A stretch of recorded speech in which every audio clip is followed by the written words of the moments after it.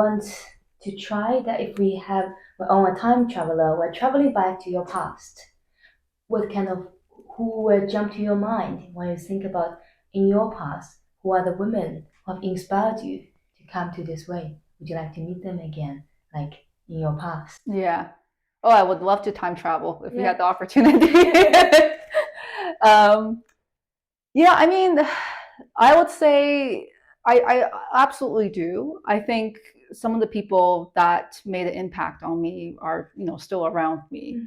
And that's a good question because I think often when people get asked these questions, Yeah. they're kind of put in the spot to think of someone really famous that's like, No, yeah. I really looked up to them. But sometimes I think about the people that really inspire you, right? And these are actually people that you know personally, could be friends or family. And in my situation, there are people from my family. And then I would say the person that I can think of that sort of really, inspired me in the past and still continue to inspire is my grandmother. My grandmother on my mother's side. Yeah. So when I grew up, I was growing up. She raised me until I was 7. Wow. So when I was growing up with her, she would tell me a lot of stories about when she was a student. It's very fascinating because she was probably born around the 40s in China, and she grew up in a village. So at the time, women in general weren't really given an education, or you typically, I would say, the head of the household, who would be the father, they are not super willing to let the women go to school because it just wasn't very common at the time. But I think my great granddad, he still wanted the girls, like my grandma, to do some learning and to be exposed to education. So I think they had a tutor that came in to teach them things. So initially, I think starting off, a lot of things she learned was like, poetry and like reading through, memorizing poems and stuff like that. And that was education back in like the Republic of Canada, Republic of China time, before the Chinese Communist Party took over. Very, very different time. And then she also told me about her exposure to education after that time. Yeah. And she was telling me how it was so different. You started learning more about science, about maths after, the Civil War, right? And one of the things that she, regretted not doing was not being able to go to university because she absolutely loved learning. Yeah, she loved reading. And even though she told me she had to memorize all these poems, she never regretted any of that. And she even remembered that she had to learn Russian, but she can't remember that anymore. She's like now 94.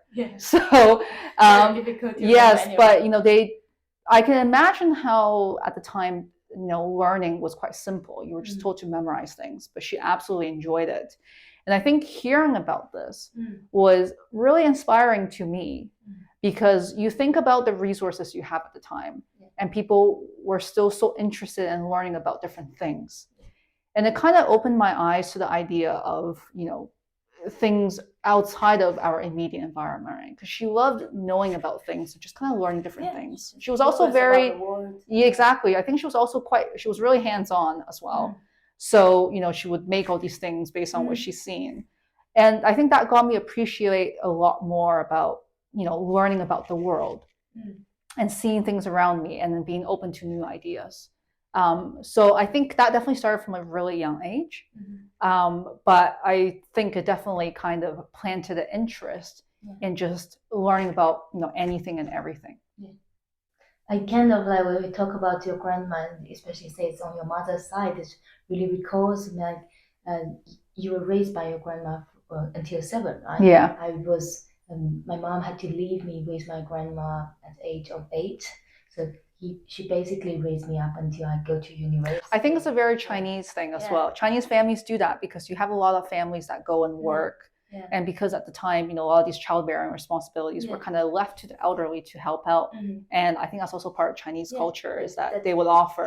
It's kind of like we got the experience, we got the time with the grandmother to know their life stories. Exactly. Which is completely like alien to us. Yeah, and you feel like you know so much about your grandparents than sometimes even your own parents because you went through so many fond memories with them as a child. Yeah, and when you late at night, and you're like, I want to tell more story, and then you get to know a bit more Yes. about them and when they were birds. My grandma absolutely loves telling her Yeah. stories too. And I think I'm so glad she has, Yeah. because that really is the last generation of people Mhm. that's gone through two different eras in such a short time. I mean, she's basically seen everything.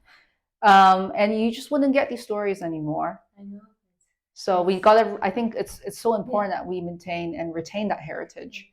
I think it's kind of like in a way also women's stories. It's kind of sometimes being told in a way like more like oral history passed on in the family instead of like written in the textbook. Of course, I think gradually I think it's start to change. Yeah. To have all this written down and also provide another side of how we understand. I think you are absolutely right about the idea of having an oral history, because I'm thinking back in the day, a lot of people that had these stories to tell, they weren't recorded because perhaps women didn't have access to record this information. Yeah. Or some people didn't know how to write, which can be very common. Yeah. So I think a lot of it is passed down through stories, and nowadays sometimes it's hard to know, right? Like some of these more historical stories, maybe these were actual real events. And we don't even know who these people are, just because sometimes we don't even have their names. So I think it's so important that we retain this information and keep a record of where that comes from, because it just kind of creates a network of, I think, inspirational women that we can look up to, just because it's such a limited space.